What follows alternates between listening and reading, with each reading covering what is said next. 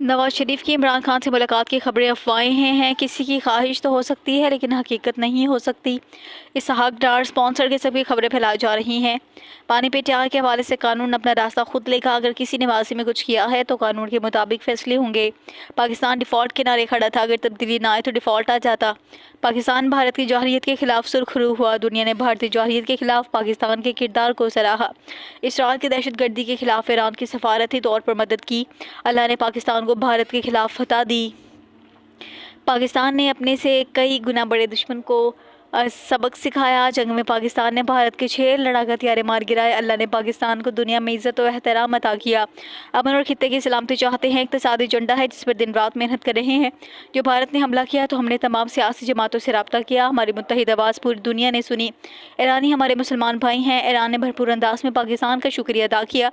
उनका कहना था पाकिस्तान भारत सीज़ फायर कायम है। खतरा तो हर वक्त ही है, अलर्ट रहना है। अगर कोई वार करे, मुल्क में दहशतगर्दी हो रही है, इसलिए तैयारी की हालत में है। गुज़श्ता रोज़ भी 30 खवारिज को वासिल जहन्नम किया। पाकिस्तान हमेशा शादोबाद रहे। आज मुल्क की माशियत अपने पाँव पर खड़ी हो रही है। हमें अपनी मुसल्लह फ़ौज पर फ़ख्र है।